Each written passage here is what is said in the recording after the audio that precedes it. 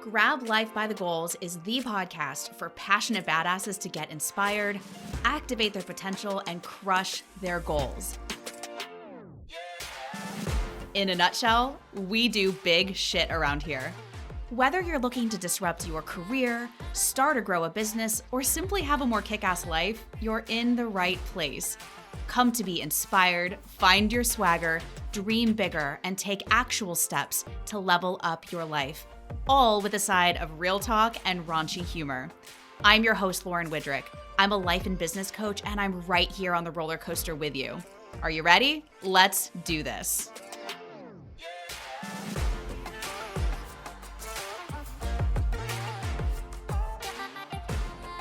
What's up, my badasses? Welcome back to this week's episode of the Grab Life by the Goals podcast. We have an amazing guest with us today, all the way from the UK. Her name is Jessica Fearnley, and she is the leading business coach for 6- and 7-figure consultants. And I'm honored that she's here today to talk about reaching and finding your next level self. So Jessica, welcome. It's so good to have you on the podcast. Thank you so much for having me, Lauren. I am super excited about our conversation today. Me too. And Jessica, I've known each other for about, I'd say a year or so. We were in a mastermind together and we've stayed in touch ever since. And I had the chance to be on her amazing podcast, which is called the 7-Figure Consultant. And it is wonderful. It is packed with tons of good information. She also has a really great LinkedIn newsletter that has, last I checked, like 45,000 subscribers. It is wonderful and packed with information. Yeah, no, thank you. It's so I love creating content, and it's so amazing just the buzz that has been around my LinkedIn newsletter. So yeah, I love doing it, and it's really great when it resonates with the audience. Well, it feels good to have that kind of impact on the women and the business owners that you're meant to, which is what we're here to talk about today, which is how you can reach the next level self. And what makes you so passionate about that topic, Jessica? I think it's a pattern that I started to observe in myself. And I have to say, one of the things that I did not know when I set up my business 8 years ago is that like business growth is personal growth, is business growth. They're like the same thing. And so things that we have not made our peace with, that we have not worked through, show up in our businesses. Like quite often when you get that feeling of like, why is this not working? Or like, why am I not where I want to be? The answer doesn't always lie in the strategy or like the business or, you know, things that we should be doing that we're not. It actually often lies in us. I think we're all on a journey. I think that like we go from one evolution of ourselves to the next through our lifetime. And certainly like I'm 39 at the moment, I'm 40 this year, and I'm getting all kind of like looking back at my 30s, but like literally looking back at my 20s, I just feel like I was trying to be all these things that I didn't know how to be. And then my 30s, it's just been this amazing journey of just being like, I don't know really what my purpose is in the world. Maybe it's being a mum. And then I like had my first son and I was like, this is not as fun as I thought it was going to be. Why do babies never sleep? And really I found my business, and it was the first time in my life that I'd just gone, oh my goodness. The problem is I'm an entrepreneur, and I have not realized this up until now. So for me, like these years of my 30s have been 1,000% about just uncovering who I am as a person and starting to get those little insights of like, this is why corporate was not a happy place for me. This is why school was a frustrating place for me. Actually, I don't do well in institutions. I do really well like with my own playing field and just being able to go as fast as I like, you know, like not having to keep up to a certain standard, but just literally the sky being the limit. And what do I feel inspired to do? So it's a very personal thing for me, but it's something that I also observe in all of my clients, to be honest, and a ton of women that I speak to as well. It's so poignant that you said that. I'm 39 as well.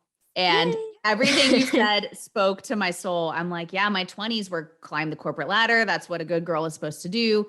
Broke out in my early 30s. And still it's been like such a path of self-discovery. Like, who am I? Am I a coach, a speaker, a podcaster, a content creator, a mastermind leader, a community? Like, yes, no, maybe. Figuring out who you are, I do believe is a hallmark of your probably 30s going into your 40s, because we've learned a lot. We've got some years under our belt. We've got some experience. We've got, you know, some power behind it. And so tell me how you got to this point in your business journey. So you've been coaching for 8 years, correct? Mhm. What has that Yeah. been like for you? And tell us a little bit about your business now. So I honestly think that like when I started my business, I had such a small view of what I was going to achieve in the world. So I literally was like, I need to make $20,000 a year. That'll be Mhm. fine. Like, as a family, we had like a kind of a little revenue gap that was like, this is kind of the difference between like having quite a frugal existence and like being able to go on nice holidays. My job is to like make up that gap. But I think Mhm. what I found as I went through my business, I just kept hitting up against this thing. And I'm sure we'll talk about this more in a minute, like this feeling of like, I want to go deeper. I want to do more. Like, I feel like I'm using 3% of my ability in my brain right now. And I often had that feeling kind of in my career. I often was in jobs where they're like, you're going too fast. Like, no one else can keep up with you. And it's not like, oh, I'm the most amazing person on the planet. Like, I've got a ton of flaws. And like, there were lots of things that made me very difficult to work with at times, I'm sure. But it was just always this feeling of like, just slow things down. Whereas I was like, I don't want to. I want to go faster. I want to go deeper. I want to do this, like I've always had this drive to just like really like pick stuff up, really go with it and see what happens as a result. And so I think that cycle of like doing a bit of growth and then being like, I think I want to go more. And what that has looked like in my business is starting off with very moderate and very kind of small goals and expectations of myself. And then just constantly having to raise the bar and be like, I Mhm. think I want to work with 6-figure businesses. Actually, I think I want to work with 7-figure businesses. And it's not all about the Yes. kind of 6 figures, 7 figures, 8 figures inflation, but it's more about understanding like where my sweet spot is. And I think quite often my temptation has been like, just set the bar really low, just go for the easiest, safest thing. And it's really been a process of like, we need to make it a bit less safe. We need to get out of that comfort zone and we need to take the next step. And I think now that I'm kind of 8 years in, I've observed this, I understand it, I start to recognize it in myself. Whereas at the time I was like, oh, why does this keep happening to me? So it really is like an awareness of kind of Mhm. the journey that we're on, because that was something that me, age 31, had no awareness of for sure. I totally get that. And you've been on that journey of reaching your next level self probably multiple times in your 30s.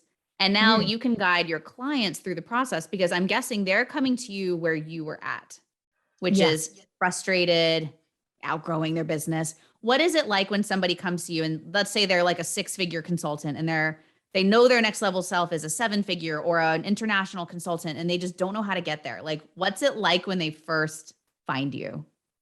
It's really interesting because one of the patterns that I've started to notice with that is that quite often they will either have a bigger vision for themselves or they will Mhm. have a feeling that they can't yet put into words. And the first time this happened with a client, I was so surprised. I was like, oh my gosh, I did not know that you felt this. But like once, typically the issue that they present with is like, I'm so caught up in delivery, I can't escape and I can't breathe and I feel like I'm going to burn out. But what is behind that is often, I have a vision for my life. I have a vision for the thought leader that I can be. This business is not allowing that. That's been my plan for as long as I can think. I don't know Mhm. what to do now because these two things don't match up. And I also like sometimes they don't even know what that vision is. They just have a sense of like, I am made for something more than just like 100% delivery in a consulting business. So it's Yes. kind of, it's the presenting issue, it's the underlying issue. But I'm often very intuitive with my clients and like we know when we're a fit because we both feel it and you feel it straight away. I have an application form on my website for people who are thinking of working with me. When I read that very often, I can tell straight away who are my clients and who are not, just on Wow. like how it feels when I read what they say and the things that they're talking about. I don't know, it's really, really interesting. And it's doubly interesting to me because I've not been a super spiritual person, but I think I am a very empathic person and I definitely feel other people's feelings when I'm talking to them. So the connection is a really important element of it. And often we both feel it, but sometimes I can see like the potential that they have and they might not be able to see that yet. So Does that make sense? It does. So they're coming to you with a sensation, whether the vision is clear or maybe still Mm, fuzzy. They just deeply know they need to go deeper yeah. and have a bigger impact. And they just want more than what the current business is giving them. Yeah. I think they often want the time freedom. And usually, as we get them the time freedom, the rest of the vision starts to appear. Because when you're kind of in delivery all the time, especially if you're actually not suited to that kind of work, which is a really interesting thing. So I use a tool called Wealth Dynamics, which is all about, it has 8 entrepreneur profiles arranged in a square, and it's all about understanding who you are as a person and like what kind of things you should be doing in your business. So quite often my clients, they will be kind of on the more extroverted, it's like a mix between what they call like blaze energy, which is all about people, but also dynamo energy, which is all about ideas. So my clients often score very highly on those 2 areas, but the work that they're doing is actually the opposite side of the diagram. So they're constantly pulling themselves away from actually what they should be doing. So our work together is about getting them that time freedom, but it's also about getting them into the right side of the diagram, if that makes sense. It does. It's quite possible to have a successful business that is not aligned with who you are, how you like to deliver, and what you want to do with your days. Yeah. I've definitely been there myself, where you look on paper and you're like, okay, I have tons of great clients, like making the money, everything's good, but it still doesn't feel complete. Like there's so much more out there I want to do, but I don't have the time Yeah. because the current version of the business is taking all my time. Absolutely. And I think there's 2 reasons that can happen. Firstly, because sometimes we are showing up as who we think we need to be rather than who we actually are. That has been huge for me. So Yes. in my career, one of my big things was project management. I was so good at project management. I absolutely loved it. It was the thing that I lived for. My whole like career plan was based around that. Now that I know my wealth dynamics, I'm a creator profile, which is like top center of the diagram. That is like the opposite of like where project managers usually are, which is bottom left. And now I understand that. I look at my whole 20s and I'm like, that's why I had a breakdown. Because, it was this whole thing of like really like showing up as who I wanted to be, but not really understanding myself enough to be like, but I do have this drive. I'm this super creative person. I'm actually not suited to sitting there with all the details, making everything match up. And yet Mhm. that's what I spent years in my career doing. So I think I said firstly, and then I actually managed to illustrate my second point, because that's the whole thing. Either we're showing up as who we need to be, or we don't actually understand our own sort of abilities. And I think wealth dynamics, I love to use it because it's a really helpful tool for really clearly illustrating that. And it's the light bulb moment of like, oh, this is why I hate these things and I love these things. Right. It all starts to make perfect sense. I can relate to that. We have a ton in common because my background is in information technology. I ran a project management office for like 3 years in the middle. And again, I'm like, I was probably the worst person to do that because I hate the details. Keeping Yes. track of like this task and this milestone and the date and who's doing what was like, we got it done, but it was not a natural zone for me at all. Yeah, exactly. And I don't know, I wonder if there is an element to which like we kind of evolve, and maybe that's part of the journey. Like Mhm. I don't know that it's common for people to flip from one side of the wealth dynamics diagram to the other, but like some people that I've done it with, like they get a different result to what they got 5 years ago. So I think sometimes like there can be a bit of progression, and different things, as we grow the self-awareness and confidence to realize these things about ourselves, different things can come up at different times. Okay. So what I'm getting so far is reaching your next level self starts with knowing what you really want and that sensation that you're ready for more, even if you don't Mhm. have the plan figured out. And then doing some kind of deep dive with yourself, like wealth dynamics, to understand your zone of genius and happiness. Mm. Okay, great. Let's say we've done those next 2 steps. I almost want to use myself an example, right? Like what holds people back? It's like, I know what I want. I know how I need to operate. Like, I need to get out of the details into the visionary. Let's say the person has gone Mm. that far. What stops them? What scares women from going from, say, 6 to 7 figures? I think often it's a feeling of like I don't know how to do this. So like the strategy that gets you to 6 figures, which is often getting fully booked with clients, you Yep. can't get fully booked more once you already are fully booked. So like Yes. that same strategy does not take you to 7 figures. And what people tend to say to me is like, oh, I don't want to hire a team. I made a bad hire once and I don't want to do that ever again. Hmm. And so whereas like often the clients who I end up working with, they're like, yeah, I made a bad hire. Teach me how to make a better hire. And so, and again, that's something that Wealth Dynamics is super helpful for, because when you understand who you are, you don't just like hire on instinct, which is how we end up hiring people who are exactly the same as us. And that can feel really nice because we get on with them really well. They agree with everything that we think.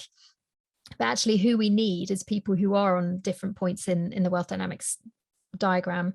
Like, we need people who have the skill set that we don't, because when you can get someone who is an absolute all-star when it comes to the details, the timing, stuff that I am not good at all, that's when you can actually step back from that completely. And like the relief that that brings. Wealth Dynamics, they talk about flow, and it's that feeling of just being completely engaged in what you're doing. And like, it's all geared around your path of least resistance. So, you know, you don't engineer your business around who am I on my best day, so that when you show up in your best energy, everything works. You actually engineer it around who you are on your most average day, because then you're not always. Wow. Exactly. You That's can be good. mediocre because, you know, of all kinds of reasons, because you're not feeling it or you're tired or whatever. And the business still absolutely explodes because you're showing up in exactly the energy that you need to. And I think for me, that was a total lightning bolt of like, oh, I keep making all these plans and then I never do them because they're all based around details and timing. And it's just starting to understand, why don't you engineer it around the things that you are actually good at, like ideas and energy, you know, all those kinds of things. So it makes a huge, huge difference when you start to do that. That's an incredible insight that I've never heard. Engineer Mm, your business around who you are on your most average day. That yeah, would ensure that you are fully supported, you have systems in place, right? And I've been joking about this lately. I really don't want a business where the revenue is dependent upon my emotional state. exactly. Yeah. I know I'm all about high vibes and manifestation and calling in revenue, but like But we're on not the high other vibe hand, what if 100% of the time. And no? that's the pressure that it puts on you. It's like, if I have to be in my best energy, like, what if you show up in your worst energy? What if you show up and you just really don't care at all today? Like, when you have a business Yeah. that fills in those blanks and provides the input on the stuff that you really don't care about, it means that you have this wonderful little gap where it's like, this is where I need to show up. And for me, like personally, that's looked like a ton of time freedom. So I Mhm. really went to town with this about a year ago in my business. And I was like, I remember saying as I went through it, like, I cannot clear my schedule. I can't do it.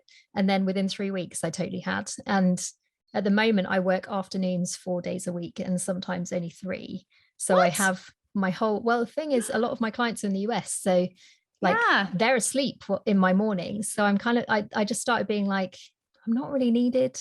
I'm kind of checking my email a lot, but there's not really much going on because everyone's asleep at the moment. So it really has literally meant I get half of my week back straight away.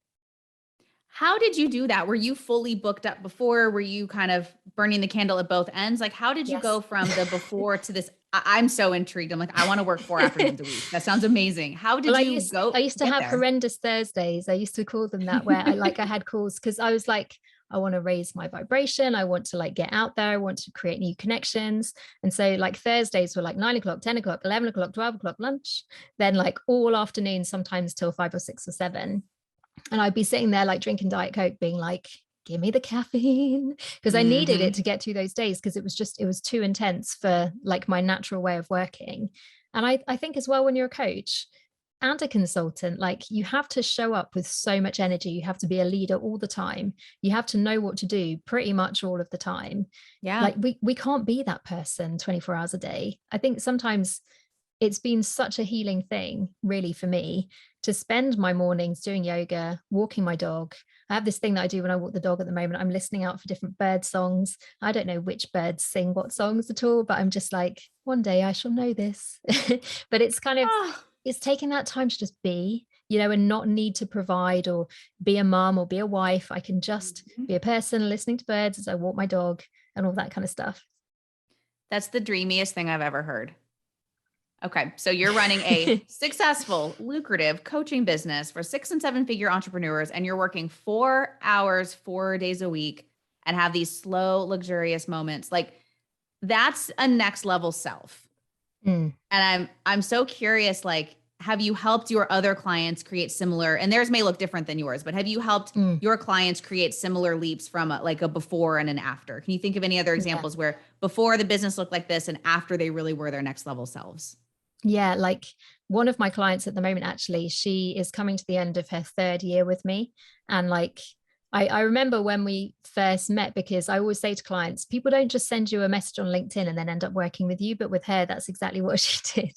And like, you know, we did 6 months and then we extended it. And then she had me on retainer for a while, and now she's in one of my programs. But like, it's been amazing seeing her go from this person who has been so like, I can't let go of anything. And she built a team, but she couldn't delegate to them because she didn't trust them. And then like, it wasn't really about them. It was about her and not being able to let go. And she went through this intense period of resistance where I felt like she hated me for a while. And we laugh about it now. But like, I just remember she sent me a message one morning and she was like, I woke up today. I realized I'm doing this totally wrong. I just delegated everything in my inbox. I'm going to have the day off. And it was like, yes. Wow. So, but it's exactly that kind of shift with a lot of my clients, because there's quite a lot of comfort in being fully booked. We're needed. I think, especially as consultants, we love people to need us, to hang on our every word and not be able to do anything without us. But I call it baby bird syndrome. It's where, and you get it on your team, but you also get it with your clients, where people can just be pecking at you all day, like, help me, I need some work, I don't know what to do. And Yes. it can just be so exhausting when you're constantly giving out and giving out and giving out. So a really important thing with that is to put some of those boundaries back with clients. Like we want to empower them and equip them, but we don't want them to be dependent on us to be able to get out of bed in the morning. And same with staff. You know, we want to make sure that our teams are able to function without us, and that there's a ton of stuff that we need to work on, you know, as in how we show leadership. And sort of, I often say, like, being predictable, that's the most important part of leadership, because if people are ever going to anticipate what you'll say in a certain situation, there needs to be some kind of precedent that they can tie that to. So, you know, it's the way that we show up. And I think for me, that's, ask my team. It's been a very messy, bumpy process at times, you know, going from me just being like, I feel like doing this today, let's make it happen, to being like, let's plan a quarter ahead and all that kind of stuff. Like, but, you Right. know, as long as like we're willing to have that self-awareness in those moments and learn on the journey, I think that makes a massive impact and difference. It's beautiful. So when people are getting to their next level selves in their business, so I'm assuming we've done the inner work now and we've Mhm. realized we want more time freedom, for example. Do you typically start with hiring a team, or do you rework people's packages and prices, or all new products? Like, how do you actually handle the strategy for someone to really take them to that next level? So it's kind of both, because what we Mhm. want to do is we want to increase the capacity of the business. And very often the best way to do that is to bring in new people, but we're not just bringing in anyone. We want to be super strategic about who, and about like what their journey in the business is going to be, like what development opportunities are there for that person. And really kind of, you know, not just bring in someone who, like, they'll just sit there and go, give me work. And then you Mhm. just sit there managing them 24/7. But I think a really important thing is to rework the offering and rework the pricing. So I generally say to my consulting clients, from now on, your minimum offer is $100,000, because if you're going to keep working at a level, and quite often the women that I work with, they're already beyond this level, but like, if you're gonna have like $15,000 engagements, you have to stack up so many of them to get to a 7-figure business. Whereas if Right. you increase the size, I call it like stacking up the bricks to your 7-figure wall. Mhm. So like the bigger the bricks, the fewer that you need to get to that 7-figure destination. So, and that's actually also how we work less and we earn more, which is a massive thing in my business. That's one of the principles that I'm all about doing. So increasing the scope of these projects is often a really good way to start. And it's that same thing, you know, going deeper with clients, being like, let us take on more of this, let me support you more, and just seeing what opportunities are already there, just waiting to be taken up. Is that a difficult leap for your clients to make, to go from a $15,000 engagement to a $100,000 engagement? What sort of fears or roadblocks come up in that process? They're like, I can't do that, no one will Yeah. pay that, you know. But I think it's almost always internal resistance. And actually, Mhm. one thing about my clients is that they're very capable of selling. They don't need me to tell them how to sell, because they've already got like their first contracts. They've often already made their first 6 figures by the time we start Mhm. working together. So actually, making some of these changes, getting them to be more strategic about who they make connections with in the first place, that has a huge impact, and it's absolutely within their wheelhouse. And usually we end up laughing together about, do you remember that time when you said I had to get $100,000 and I just said I couldn't do that and I just signed 3 yesterday? It becomes something that, like, once they set that as their intention, they really can up level to do that. Hmm. I remember in the mastermind that we were in together, the coach would always say selling high ticket is actually easier than low ticket, Mm, it because the is. people who are buyers at that level have budget, they Mhm. know they need the problem solved, they have urgency. And so, yeah, I think sometimes we play too small. I know I've been guilty of this. And you run around, you're prospecting, lead generation, sales calls for these smaller ticket items, and you're exhausted. When Yeah. really, like, you can get a very aligned client to buy quickly and with ease because it's Yeah. the right container. Yeah, absolutely. And it's so often about personal connection and about Mhm. the relationship with that person, and doing something unscaled, reaching out to them, having an actual conversation, rather than all the emails and all the launching and all the, little offers that build up to the big offer. I often find for my clients, none of that really applies anyway, because they're speaking to corporates. So Right. really it's about leveraging the connections that they already have. Hmm. And so you help people, let's say, raise their prices, hire a team. Is there anything else that you do to help people really reach their next level strategically? So, like, one of the big things about next level self is that so often we feel like we need to become it, and we sometimes feel pressure to become it. But then if we don't know what that is, then it's like we don't know what we're building towards. So one practical thing that I often advise clients to do is to just get really specific. So, like, map out, like, who is your next level self? And I do this like every year in my Mm. business.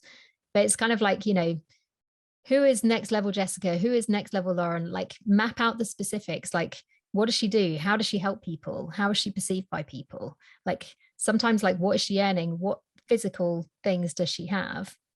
And then it's a process of, like, looking at that. And I quite often have mine up on my wall, and as the year goes on, I tick stuff off. And sometimes there are really big things on there. Last year I was like, we need a house, ticked off the house, got it.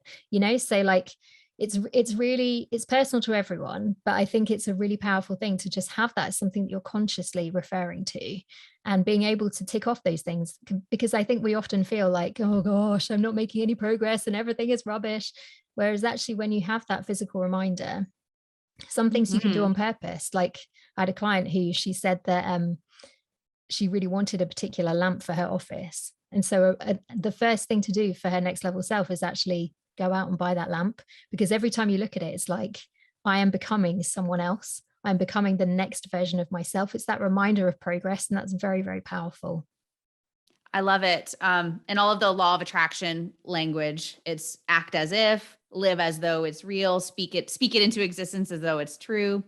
So yeah, I can imagine your people are saying, my next level self is a 7-figure consultant, and I have a Mhm. team, and I have time freedom, and I get to do yoga and take walks in the morning. Like Yeah. I'm so impressed with your lifestyle. That sounds absolutely amazing to me. Oh, thank you. Yeah, like, and the thing is, it's a struggle for me as well. Sometimes I feel like, oh, am I really achieving anything? Like, what is the point of anything? And then you look at it Mhm. and you're like, yeah, but look where you were like 8 years ago. Look where you were 5 years ago. Look where you were 1 year ago. Like, there's so much, like, progress, but we don't always feel it in the way that it looks from the outside, if that makes sense. It's so true. And I love having the next level self 2022 on the wall, because you can, like, I've even had that sensation. We're coming up on the end of Q1, right? Quarter 1, 2022. And even I'm having the sensation of, like, have I really done anything? And then Mm, when you look back and you see everything you've done, you're like, holy crap, I did a lot. But it's just, you exactly. get And that achievement reminder of, amnesia. like, what you wanted a year ago, and you're like, I wanted to hire that person, and then I did hire them, and, like, it was Yes. great. It's all these little things along the journey that we just take for granted, and as soon as they've happened, we forget we ever wanted them. But it's like, that is significant. That is something that we need to pay attention to. So do you have a vision for your next level self in your mind? Do you know what is really interesting? Because I was talking about this on LinkedIn the other day, and, like, my next level self is all about kind of emotional strength and, like, resilience, and kind of doing a lot of, like, the emotional work. And I was mapping out and I was like, oh, that's so interesting, because the year before it was all like practical things like, I want to hire this person, I want to get a dog, which we did, I want to get a house, which we did, and we want a new car, which we have. So like it was very like, it was the material things, whereas this next version of myself, and I don't know when she's coming, but I've felt all year like something big is going to happen this year, like I can feel it coming. But it was all about kind of the emotional development and like things that I wanted to process and work through, which it really surprised me, because it was such a different picture to what I was building last year.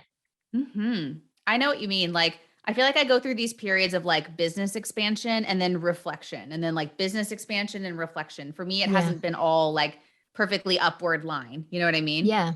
Well, I think And if you do a big push, you need to take a breath afterwards, don't you? And just be yeah, like, and let everything stabilize, because the growing pains that happen on the way, you know, your team, they get more capacity sometimes, and you need to think about, do I need to hire someone else to like help get everything smooth? Like, you just need to let everything settle sometimes before you do the next push. I think you're right. I think you're right. And the next level self, it goes beyond money and revenue and team size. Like you said, yours is Mm. about emotional resilience. And I mean, same here. I think my next level self is braver, weirder. You know what I mean? Like, Yeah. it's not necessarily more money or 20% more clients. It's like, be more you, be more out there. Yeah. That's mine, even though it's kind of hard to quantify. Well, I think that makes a lot of sense. And I think sometimes when we work on the things that are like more kind of intangible, the emotional stuff, like the revenue comes along with it. Like, True. and I think if you get into a headspace, which I am in now, I think, of like, I'm always going to be on a journey. I'm, you know, it's not that I'm always going to be pushing for the next thing, but it's like I'm always going to want to have a vision for what I'm working towards next. And so I just think that like that means that you kind of get to a point where you're like, well, obviously I want the business to be bigger and I want the revenue to be bigger. But like, I think it's also getting that understanding of like that in itself is not the fulfillment. And it like, once you get to a certain point with it, it's like it creates space for you to become the things that you want to be, not just have the things that you want. It's so true. Like, your next level self goes deeper probably with each year or each milestone that everything that you learn. You're like, okay, cool. I learned how to make 6 figures. Okay, cool. I learned how to hire a team. Okay, cool. I learned how to grow an audience. Okay, cool. Like, now I'm at 7 figures. But now what do I want out of my life and my Yeah. purpose and my journey? It's very deep stuff. Yeah, absolutely. And I always say on my own podcast, actually, a small business is defined as a business that has a revenue of less than 50 million. So when you hold it up against that, Mm. like 1 million, really it's just the beginning. Like it's not the destination, it's the start of the journey, really. So like it never fully ends until we just feel like I've had enough. I can do something else now. That's so exciting when you put it that way. I think You that's a know? really powerful thing, because I think as women we can be like, oh my gosh, 7 figures is so scary. And it doesn't have to be Mhm. scary at all. Like it really is just like a small business. Like that's it. Yeah.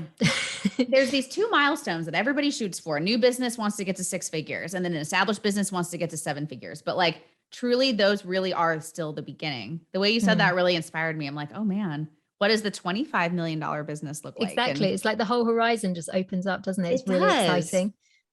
It does. I'm actually recording a podcast on my podcast this afternoon, talking about how sometimes your goals are too small. And I think if Mm, like your ultimate goal is a 7 figure business, you may be cutting yourself off from the like 10 or $20 million business that's mm, available to you. yeah, absolutely.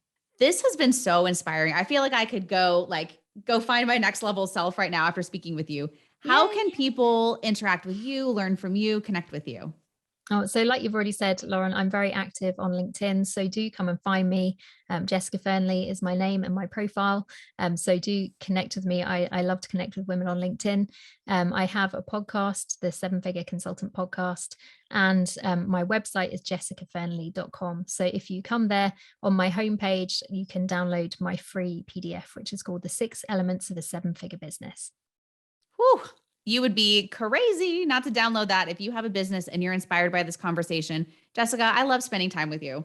You really do open up people's minds to possibility, and it goes beyond the business strategy to the life that they want to have. And that's what really inspires me. So thank you so much for being here. This has been amazing. Oh, thank you so much for having me, Lauren. I've really enjoyed our conversation today. I feel it too. I just like, it's just so exciting, isn't it? When you're just like, there is just so much more out there for all of us. It is. And it's okay to want that. And it's okay to go for it. So Mm. for all of my badasses listening, thank you so much for tuning in, and never forget to go grab life by the goals, and we will see you next time.